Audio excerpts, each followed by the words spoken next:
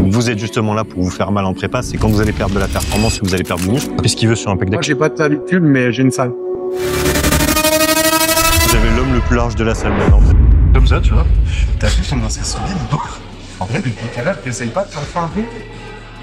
Bon les gars, on va partir pour une séance push, celle de Harry. Harry qui a mangé 3 repas avec un peu de glucides ce matin. Donc quoi, 120 grammes d'avoine, 500 de riz, 150 de crème de riz en pré. C'est ça. Et 100 grammes en post. Et après, fat carbs le reste de la journée. Plus 120, 380 grammes de glucides là à l'instant T. Un peu plus du double de sa journée normale. Aïe, C'est vrai qu'il y a 180 grammes de glucides à peu près en ce moment. Donc là, je pense qu'on va rigoler un peu. Plus de sel, de l'eau. Donc on va faire sa séance de push. En plus, Guillaume a la nouvelle machine Granit qu'on va pouvoir tester. Dans tous les cas, les gars, niveau volume, on va rester sur ce que Harry a l'habitude de faire. Type, c'est important pour vous quand vous êtes en prépa. Alors, quand je dis qu'on n'est plus là pour se détruire, c'est justement tout l'inverse d'un réel qu'on doit vous tourner aujourd'hui. C'est que vous êtes justement là pour vous faire mal en prépa. C'est quand vous allez perdre de la performance que vous allez perdre du muscle. Donc on veut pas qu'Harry perde de muscle. Donc on veut qu'il reste fort. Forcément, rester fort en mangeant 180 grammes de glucides par jour quand vous avez l'habitude d'en manger 500, 600, c'est pas la même. Il y a des choses qui sont utilisées à côté pour maintenir les performances. Ça, on est d'accord. On va pas vous mentir là-dessus. Mais n'empêche qu'au bout d'un certain moment, un certain taux de body fat après 14, 15, 16 semaines de sèche, ça commence à tirer. Donc on a baissé son volume d'entraînement. Il y a une fréquence qui est assez élevée, mais bon, il est en men's, donc forcément pec, épaule, bras, on tartine, le dos aussi. D'ailleurs, quelque chose qu'on va focus un petit peu là sur les semaines à venir. Mais forcément, on veut qu'il maintienne des performances, donc il n'a pas un énorme volume d'entraînement, mais c'est très intense. On essaye de le condenser aussi pour que la séance dure pas trop longtemps. Au bout de 1h15, 1h30, forcément, aujourd'hui peut-être un peu plus parce qu'il a mangé. Ouais, j'ai mangé. Mais en règle générale, vous dépassez 1h15 de séance en prépa dans tant de séances effectives hors réchauffement. En général, après, ça décroche. L'avantage, c'est qu'on n'a pas grand monde dans la salle. Donc, on va pouvoir envoyer du steak, pas perdre trop de temps. Donc, on va rester quand même sur sa séance. On va peut-être changer 1 ou 2 exos parce qu'on a un joli terrain de jeu ici. Mais on va rester sur son volume habituel, assez lourd. On se fait plaisir. On vous fera check la shape parce qu'avec un peu de glucides dans le sang, je pense qu'on va bien rigoler. Et pour ceux qui ont vu pour ceux qui auront vu, parce qu'elle sera sortie entre-temps la vidéo sur la première partie du NPC, ce qui est bien, c'est que vous aurez partie 1, Harry en plein carb-up avec sa condition à 80%, Harry sur scène avec sa condition à 85, plus ou moins un peu plus peut-être. Et là, vous allez le voir aujourd'hui, il est déjà 2 kilos plus léger en poids à jeun. C'est ça, c'est ça. J'étais à 86,5, il me semble, sur scène. Ce matin, 84 et quelques. Ouais, c'est ça, 2 kilos. 2 kilos et demi. Exactement, ouais. Donc, plus conditionné avec une recharge aujourd'hui, on aura un look assez sympa. Forcément, j'ai un peu tartiné sur le sel ce matin pour ces repas, donc ça risque d'être volumineux, peut-être un poil voilé, on va voir. Et encore que, je suis même pas convaincu. À se faire plaisir. On a pris un petit prêt, 10 grammes de citru et envoyé. Pecs sur la chaîne. À chaque fois qu'on filme un truc, c'est les pecs tout le temps. Et c'est pas fait exprès en plus. Ah, c'est cool les pecs. C'est on tourne vendredi, ok Harry, tu fais quoi, pec? Bah super, moi aussi, bah pec.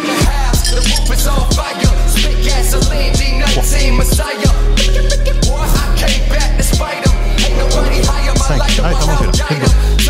6, encore plus.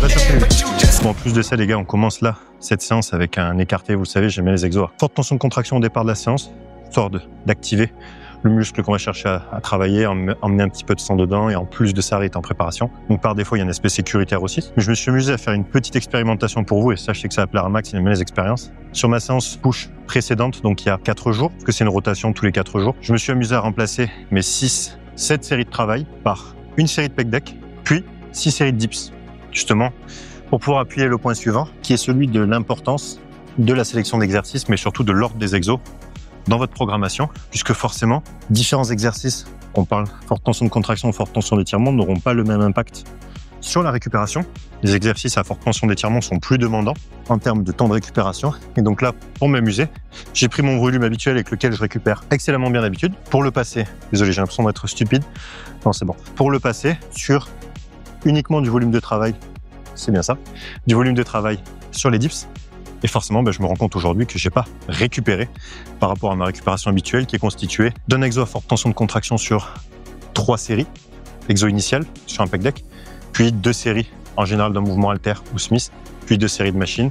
La récupération n'est pas à 100% encore aujourd'hui, c'était simplement pour vous prouver ce point-là, que la sélection d'exo a une importance primordiale dans la programmation.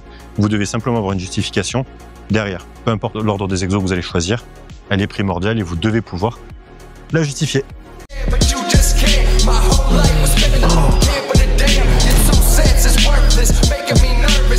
Les trapèzes, ils sont dangereux, en fait, je sais pas l'aider.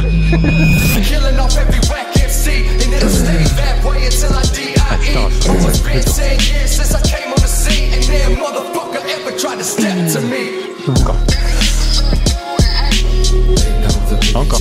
Appuie-toi sur ma main. En avant. Un peu plus en arrière. Voilà, que les pecs. cherchez à vous stabiliser lorsque la stabilité devient un facteur limitant. Vous pouvez le faire en amont si vous le souhaitez, mais c'est pas quelque chose d'obligatoire.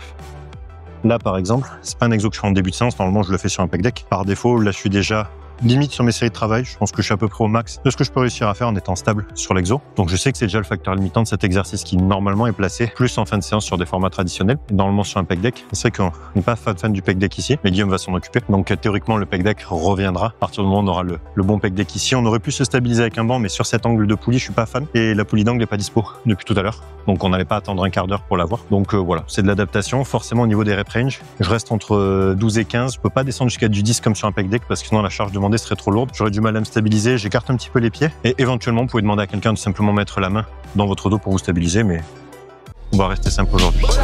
Allez, 2, 1. Ah, bon. 7. Encore une. Squeeze fort, squeeze fort, squeeze fort.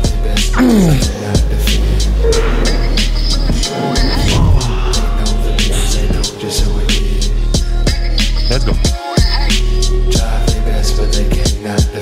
Voilà, d'accord.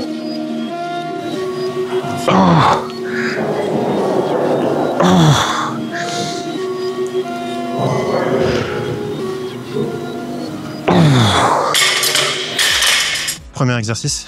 Ok. T'as des gros bras, lui. Ouais. T'as pris des bras? Je t'ai vu, t'étais... Bon, là, les gars, si vous voulez voir le curl pupitre mal exécuté de Max, au moins vous l'avez. On vous expliquera pourquoi juste après. Mais théoriquement, le filament de face, vous devriez avoir deviné. Allez, mettez-moi en commentaire le premier qui trouve les 2 erreurs principales. Tu t'échauffes combien de séries? 2, 3? Je chauffe pas. Ah, direct? Ouais, direct.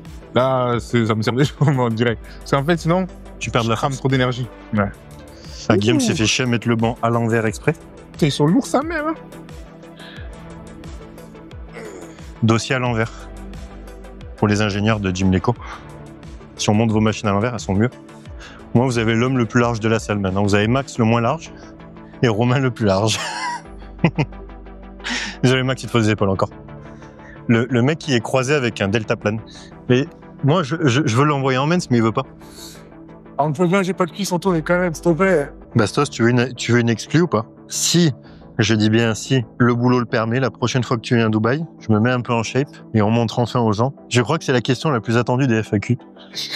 Bon, je ne mettrai pas torse nu à côté de Harry, attention. Ni de Thomas. J'allais dire, sinon j'aurais pu faire une pose de cuisse à côté de Harry, mais j'entraîne plus les cuisses. Et Harry commence à avoir des cuisses, alors. Ouais, on commence ça, hein. Ça arrive petit à petit. De toute façon, normalement, dans le vlog, vous avez vu Harry faire des doubles biceps. On t'a mis dans... Ah non, peut-être que... Non, tu l'as pas mis. Dans le vlog, on voit pas Harry faire un double biceps avec les cuisses. Les gars, au bout de 5 commentaires positifs pour demander des vrais bandes power bien larges, Guillaume est obligé de les acheter. Alors, il a mis le banc à l'envers, je sais, je t'ai fait de la pub. Exprès. Mais je vais quand même devoir m'acheter mon pec deck prime tout seul pour le poser ici. Ah, plus maintenant. J'ai des vidéos par contre, je suis. Oui, il y a des vidéos. Si je fais ça, en fait, c'est la vidéo, il fait juste comme ça, le coup de 60. On va essayer de mettre un peu d'amplitude parce que si je prends celle de Guillaume, on part pour 50 reps. Hop.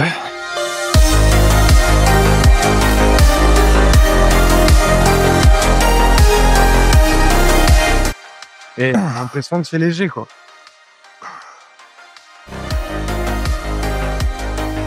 Ah, quand tu t'entraînes, que tu manges et que tu dors, et quand tu dors plus, et tu manges à moitié. Première fois, il me disait, à 16h, touche le dors. Maintenant, il mange son premier pas, ou alors il oublie de le manger parce qu'il a été dégagé. Ah, par contre, mention spéciale, crème de riz Rice Krispies. 150 grammes de... Oh, franchement, non plus. J'ai mangé 2 crèmes de riz. Ah, on va venir tout à l'heure, hein, ça. Une ce matin, ouais. Une à Entrée, ouais. Et 2 barres. Et alors, la tata. Incroyable. Je me suis barré. C'est la meilleure. C'est une machine quoi? C'est un glutator. Et non, vous l'avez pas non plus, celle-là. Mais calme. Le nom parce qu'après. Du coup, c'est bien parce que j'ai tenu tête à Guillaume pour ça pendant 2 semaines, mais finalement, j'avais tort. C'est pas celle-là, je te dis. Mais si, c'est celle-là. Non, c'est pas celle-là. Ok. T'as vu, je t'ai fait un petit big up dans mon réel. J'ai vu. Regardez le réel, les gars, Insta du spot. J'ai dit que celui-ci pourra accueillir le gros cul à Antonin Dita. Pour les mecs qui mettent des reverse bands. Merci. Reverse bands, qui mettent des. Pareil en bas. Ça relève, elles sont forts. Tu parles de toi? Non. Ah. Je parlais de ça. Il y a les reverse bands et qu'il y en a mis maintenant. Il y a combien d'années? Mais j'ai pas dit que j'étais contre. Ça va là. Non, parce qu'il met des contrepoids et un élastique trop tendu, trop lourd. C'est pas pareil. Et maintenant, j'ai les mêmes charges sans élastique. Oui, j'ai pas dit que l'élastique était mauvais. Mais si tu le mets, il faut pas mettre les contrepoids. Et pour la santé des épaules, je suis d'accord que c'est plus confort, mais il faut juste pas en abuser. Il faut juste que ce soit suffisamment confort. Parce qu'il y en a plein à force qui vont complètement l'enlever de son utilisation, qui vont mettre ça pour mettre des charges de cliquet. Le problème, c'est que genre qui sont forts. Une fois qu'il se détend, à la fin, dans tous les cas, sur tes coudes, c'est 160 kg ou 180 kg qu'il y a. Parce qu'à l'époque, quand tu le mettais, tu disais toujours que le but, c'était que à partir du moment où tu as dépassé genre peut-être 20% de mouvement, bah, il est même plus tendu en fait. Il va relâcher complètement et après, c'est ta barre. Soit relâché, ça dépend de la résistance de l'élastique, ou alors qu'il soit toujours tendu, mais juste légèrement à la fin. Et il faut juste mettre ce qui est confort pour que tu te sentes bien dessus, quoi. D'ailleurs, je sais pas si vous saviez, les gars, mais la force d'un élastique, elle se calcule à un certain étirement. Oui. Quand on voit 25 kg sur un élastique, pensez pas qu'il fait 25 kg de force. 25 kg de durée à un certain étirement. Je savais ça. Bon, pour l'instant, niveau ressenti, je suis pas déçu. Moi aussi, j'ai bien ressenti. Normalement, j'ai la Nautilus. Ouais. Et bon, je préfère celle-là, mais la Nautilus que j'ai, elle est un peu vieille aussi. Celle-là, elle a 24 heures. Pour la prise, les gars, ce que je fais, c'est que je me concentre surtout ici, sur le fait de gripper. Avec mon pouce et le premier doigt ici. Essayer de naturellement laisser mon poignet s'ouvrir un peu vers l'extérieur. Comme ça, au moins, j'ai le coude qui s'ouvre aussi naturellement vers l'extérieur, histoire quand même une bonne adduction. Pour pas avoir le coude trop rentré. Mais je suis pas à l'aise non plus sur cette prise. Donc là, l'entre-deux est parfait. Donc voilà, j'ai mis full plaque en bas, qui pour l'instant me paraît plus lourd, mais je vous dis, j'ai encore un peu de mal à définir. En termes de ressenti pur, je parle pas sur le papier, la différence de tension entre les deux. Je sens juste plus léger plus léger en haut, plus lourd en bas. J'ai du mal à vous dire en termes de sensation si je ressens plus lourd à l'étirement ou à la contraction. En termes de ressenti net sur la machine. Bien, garde épaule basse, super. Relève pas, garde le coude un peu plus serré. Voilà. Ici, on garde les épaules basses. Scapula. Comment, Romain? Attends, question piège. Oh, aïe, aïe. En plus, toi, t'es un bon exemple. Rétracté ou net? Rétracté. Et j'allais dire non, ou alors faut que tu justifies. Ouais, et si on prend toi un exemple? Et alors, Harry? Ouais, j'ai un coup de mou, là. Ouais. On fera une troisième. Vas-y. Petit moment de faiblesse, là. En fait, je te disais, le truc, c'est ce qu'on avait vu, c'est qu'en gros, tu peux partir rétracté pour que d'un point de vue moteur, en fait, tu aies au moins la position initiale qui soit bonne. Mais en réalité, c'est une position neutre. Même toi qui es large d'épaule, si tu te mets en rétraction, essaie de faire une adduction avec ta largeur d'épaule. T'as pas d'amplitude. Et voilà. Et la plupart du temps, les gars larges d'épaule comme Romain, sur les pec deck, se sentent bien où? Sur les pec deck où il n'y a pas le dossier. Ouais. Mais t'as déjà testé pec deck style... pourtant, il n'est pas fou de base. Mais un Panata, par exemple, c'est celui où, on est d'accord, t'as pas les omoplates en contact avec le dossier. Tu sens mieux tes pecs dessus? Voilà. Et plus vous êtes large d'épaule en général, et plus vous avez besoin de mouvement pour pouvoir faire une adduction complète. Il faut qu'il y ait un peu de mouvement quand même sur votre scapula pour que vous puissiez bien les recruter. Mais après, moins vous êtes large d'épaule, plus vous êtes étroit de clavicule, et plus c'est facile de les garder neutres. Lui là-bas, en exemple, qu'est-ce qu'il veut sur un pec deck? Moi, j'ai pas de clavicule, mais j'ai une salle.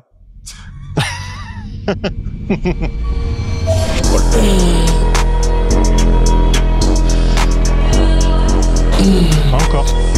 Ah, c'est ta dernière série où tu pousses là. Let's go. Vas-y. Encore. C'est pas normal, ça. Allez, là. Tu veux que je t'aide plus ou parce que je fais exprès de pas t'aider à fond? En fait, ça dépend. Ouais. Sur une rep forcée, si tu m'aides, soit tu m'aides suffisamment pour que j'arrive à garder la même vitesse, Ok. soit pas m'aider. Le problème, c'est que sur une machine comme ça, dès qu'on est un peu lourd, Ouais, c'est... parfois, tu n'as pas la force de... Si vous voulez un point de comparaison sur un Nautilus, en étant en forme, je mets 5 plaques. Je ne me considère pas comme en forme en ce moment. Et là, 3 plaques, j'ai l'impression d'avoir un bon 4, 4,5 sur la Nautilus. Hein. Bon, ce qui est bien, c'est quand vous avez des gars qui sont larges de clavicule comme Harry, méthode face. Voilà. Qu'après, que vous ayez des pecs qui soient plus ou moins longs sur votre buste. Car Harry, on n'est quand même pas dégueu, même s'il a un buste qui est quand même assez long. Si vous regardez au niveau de Harry, il y a quand même 3 faisceaux distincts à remplir. Et c'est pour ça que sur la séance de pec, il a quand même pas mal d'inclinés, des mouvements à plat. et des mouvements déclinés qui en général se font à la poulie pour lui. On n'a pas de développé décliné, mais parce qu'on n'a pas de machine en fait pour ça à dispo. Et c'est pour ça qu'on cherche surtout à remplir ça. Mais ça se remplit bien sur des gars qui ont de la largeur de clavicule et qui ont de la viande à mettre. Moi, si je me mets à côté sur un faisceau clave, j'ai rien. Tu vois, en viande, on le voit pas, mais j'ai une partie qui est microscopique. En fait, du moment où je me mets à plat, si je me mets sur un coucher à plat, tu vois, je contracte ici. Ok. Mais toi, tu es obligé d'avoir un angle qui est plus distinct. Mais tu sais que ça, on a commencé vraiment à le remplir. Je sais pas si tu te rappelles, à Alicante, quand tu m'as corrigé sur le truc. Mais en fait, c'est depuis le hors-saison d'Alicante et puis ça a vraiment commencé à se remplir. Parce qu'avant, bon, je le faisais, mais bon, sans plus, tu vois. Et en fait, là, c'est quoi, 1 an et demi plein que ça a vraiment commencé à bouger. Tu vois ce que je veux dire? Donc imagine dans 1 an et demi encore. En fait, c'est une question de compromis. Je le remonte vite fait, mais c'est ce qu'on avait mis dans la vidéo avec Alicante et avec Harry, il a raison. Sur les inclinés, si vous placez, en fait, le fait de pousser coude ouvert, on c'est pas forcément pousser avec des coudes ouverts sur un développé incliné, c'est pas forcément dérangeant dans le sens où sur la portion étirée, vous étirez une plus grande partie du grand pectoral. Jusque-là, ça reste intéressant l'étirement. Le seul truc, c'est que forcément, au moment de la contraction, on est quand même moins aligné avec le sens des fibres du faisceau claviculaire. Donc, en soi, quand on avait corrigé Charry, c'était juste de lui demander de rentrer légèrement les coudes, de mieux s'aligner et d'être bien aligné avec le sens des fibres du faisceau clave. Si vous êtes sur du boulot de détail, comme sur un gars comme Harry, forcément, c'est important de tenir compte de ce genre de détails. Après, pour un pratiquant de niveau plus intermédiaire, sur un incliné à 15 degrés, conservez déjà l'angle de coude qui vous va le mieux. Dans tous les cas, vous aurez des bénéfices à l'étirement. Après, est-ce qu'il y a toujours un peu plus de risque avec un coude ouvert qu'avec un coude rentré? Oui, ça reste une question de confort. Gardez en tout cas, le placement de coude qui vous va le mieux. Mais forcément, si vous avez les coudes beaucoup trop rentrés ou beaucoup trop ouverts, dans tous les cas, à un moment donné, vous vous alignez moins bien avec le sens des fibres du faisceau clave. Et est-ce que vous devez vous aligner? Bon, ça, c'est cas dépendant. Mais pour Harry, lui, il a tout intérêt à avoir ses pecs, à remplir cette zone-là. Et alors, en plus de ça, en men's, forcément, c'est énormément demandé. Et en dessous, c'est déjà assez musclé comme ça. Alors, en plus, quand vous voyez le deltoïde antérieur... Ouais, donc, on est obligé de le remplir. Parce qu'en plus, tu avais déjà de grosses épaules. Tu avais par contre zéro faisceau clave. C'est ça. Mais ça, je te dis vraiment, là où ça commençait vraiment à bouger, depuis Alicante, tu vois ce que je veux dire? Ça fait quoi, 1 an et demi? Ouais. On a rattrapé un truc de fou, quoi. Vraiment. Et en plus de ça, le truc, c'est que ce qui est compliqué pour toi, c'est que tu avais... Quand tu te rappelles, quand tu es en pratique, je perds mon faisceau clave. Mais en fait, tu perds du volume que tu as dessus. Ouais, ça. Mais c'est parce qu'en fait, il y avait juste pas assez de masse musculaire dessus. Parce que là, regarde, bizarrement, on l'a pratiquement pas perdu. Tu vois, et dès que tu remanges, j'y reviens. C'est ça. Donc, après, il y a masse musculaire et volume quand vous êtes à 600 ou 700 grammes de glucides par jour. En prise de masse, c'est pas la même chose. Non, c'est cool. Donc oui, plus le niveau est avancé, plus il est intéressant de se concentrer sur les angles de travail, ça c'est clair. Je suis content. À niveau intermédiaire, pour vraiment conclure là-dessus, gardez un angle de coude qui est confort pour vous, déjà dans un premier temps, et après avec la masse musculaire, vous serez plus à même de pouvoir le travailler. Oui.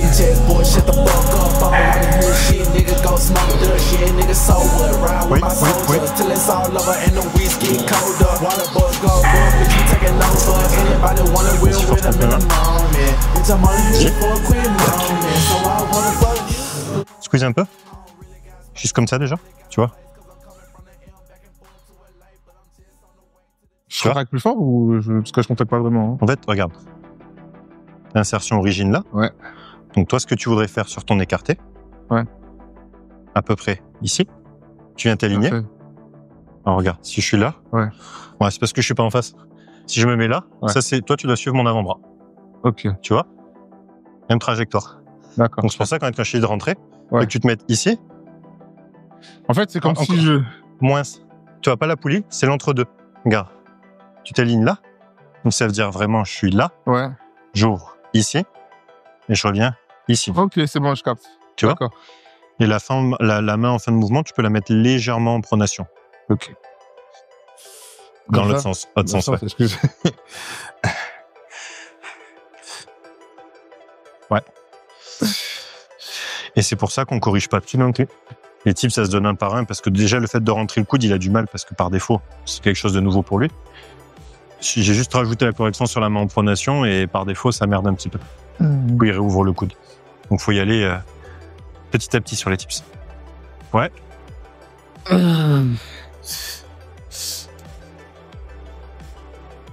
Normalement, pour les push, j'aime bien, tu vas voir, à peu près 6-8 séries de travail pour les pecs, 4 pour les épaules, entre 4 et 6 pour les triceps. Pas forcément, tu les fais tous les 3 jours ou tous les 4 jours. Toi, tu les fais tous les 3 jours. Tous les 4 jours, tu peux monter à 7-8. Tous les 3 jours, plutôt 6. Ok. C'est dur de récupérer après. Donc là, on passe sur épaules. Bon, normalement, on a 3 sets, 12-15 de rest pause à chaque fois. Donc, ça fait un bon gros volume d'épaules bien condensé. Donc là, on va faire, vu qu'on est 3, ça va être compliqué de faire du rest pause à 3. On va prendre des 5 minutes de repos pour les épaules, ça va pas. On va faire 15, 12 et demi, 10. Petit drop set à chaque fois pour volontairement pas faire un nombre de reps élevé. Idéalement, entre 10 et 15 à la première, et après on fait du 3 à 5 reps sur chaque drop. Belle amplitude à chaque fois. Sur la dernière, on peut se cramer 1 ou 2 partiels, mais on a 3 tours à faire. Donc, qui commence? Vas-y, je me dévoue. Allez, arrive. Ouais, ça, merci beaucoup.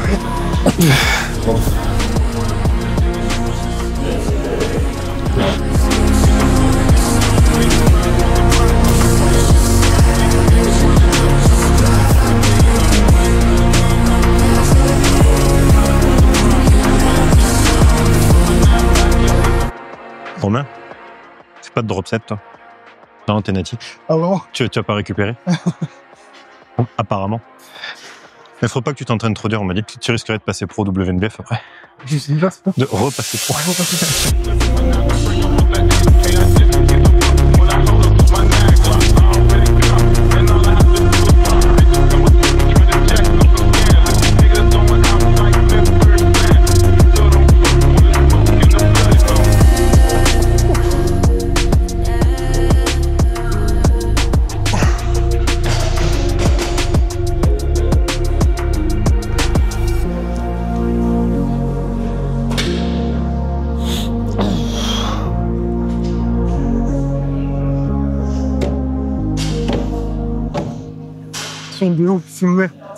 C'est fait? Question barrière. Technique d'intensification pour les épaules. Pour qui ou pourquoi et à quel niveau? Déjà, il était pas pour un débutant. Parce que qu'il a pas déjà les mouvements. Ouais. Qu'il arrive. Technique d'intensification pour les épaules. Avancer. Oui. Passer intermédiaire. Ouais. Avoir. Après, je dirais plus pour avancer quand il sert une certaine charge. Pour bien le taxer encore plus. Ou qu'il prenne des charges énormes. Je dirais ça, ouais, l'avancer, puis sur la fin de passer à la transition intermédiaire. Mais pas les débutants, en tout cas. Après, Trop fier. il y a un truc qui est bien. On avait vu, c'était la partie sur l'intensité, le volume d'entraînement. Est-ce que toi, d'observation, c'est un mouvement où les gens se poussent facilement à l'échec dessus ou pas, réellement? Non. Ok. Donc, quel est l'intérêt du drop set dessus? De se pousser plus, ça va dire. Alors, pas forcément se pousser plus, factuellement parlant. Tu fais quoi quand tu fais un drop set? Chercher l'échec mécanique, non? Non. Non. On peut le faire en fait sans le drop set. Ouais. Le drop set, il permet d'avoir quoi en un peu de temps? Plus des énigmes, Puis le volume, il compense pas. Le manque. le manque d'intensité. On manque d'intensité. En fait, c'est pour ça que même à niveau avancé, c'est une technique entre guillemets de triche. J'aime bien sur les avancées. C'est vrai. Parce que ça permet d'augmenter le volume. Ça permet d'augmenter le volume sur un exo qui est souvent pas entraîné facilement à l'échec. C'est pour ça que Harry, par exemple, je l'ai mis à ce stade, pourrait trouver ça bizarre d'avoir justement des techniques d'intensification à ce stade. Bon, déjà, c'est le seul exo où il a des techniques d'intensification. Triceps, par exemple, il n'y en a pas. Je sais qu'il y a des facilités dessus, qu'il recrute bien, qu'il peut se pousser à l'épaule. Mais élévations lat, c'est un exo où je l'ai vu des gens en train de s'entraîner. Où c'est pas un exo où il va foncièrement se pousser à l'échec comme il pourrait se pousser sur des pecs, par exemple. Donc, par défaut, je compense aussi en mettant plus de volume. Et c'est vrai que la 3-7 plus 2 drop 7 à chaque fois, on est quand même sur la tranche haute. Mais comme que ça impactait pas sa récup pour autant, je l'ai pas enlevé. Que j'aurais pu le réduire, oui, si ça a impacté. Mais là, ça l'a pas impacté récemment. Est-ce que ça peut changer sur le dernier mois de prépa? Possible aussi. S'il me dit ma force aux élévations latérales est en train de chuter, ça, je lui demande, il me le stipule et on baisse. Mais c'est souvent en fait un moyen intéressant de pouvoir compenser le manque d'intensité par le volume. On sait qu'il y a une corrélation entre les deux, il y a un juste milieu à trouver, mais c'est vrai que sur ce type d'exo, c'est pour ça que j'aime bien les utiliser pour compenser ça. Que tu vois personne se pousser en strict. Toi, par exemple, je t'en mets pas, mais je sais qu'une fois que tu es sur ton exo à la poulie, bien verrouillé, tu t'arraches la gueule dessus, tu es bien strict et tu as de bonnes épaules en plus. Donc par défaut, c'est pas. Si ici il n'y avait pas de progression sur ces épaules, j'en aurais mis aussi peut-être. La machine, je dis pas la machine, j'étais tout seul. Mais... ça, c'est la phrase trop à la mode, ça, en ce moment, sur Insta. Je fais tout seul, je fais tout seul. Déjà, si t'es là, c'est qu'on daron ou pas daron, il faut que je ne fais pas tout seul.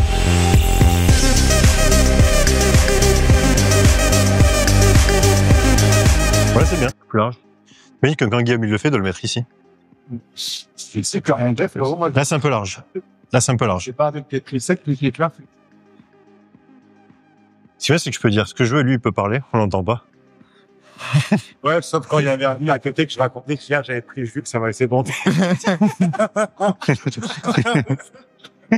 C'est vrai, gros. Je prends 200 mains, d'un coup, je te prends mon frère. J'avais la biche, elle était minimale. Je dis, ça y est, je suis rechargé, je me fais ça.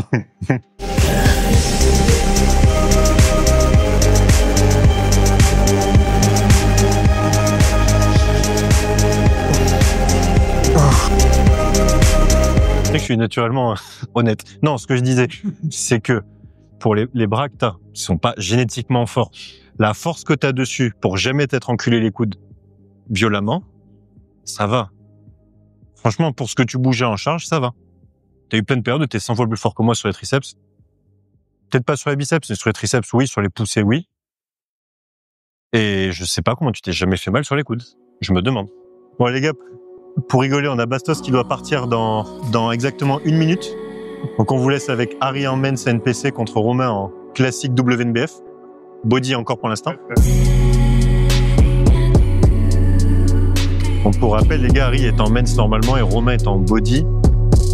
2 fédés différentes. Harry, tu poses en scred à la maison, quoi?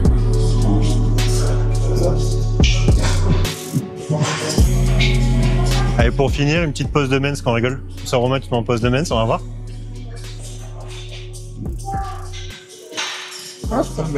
Qui veut voir Romain en men's? Ah, c'est bien.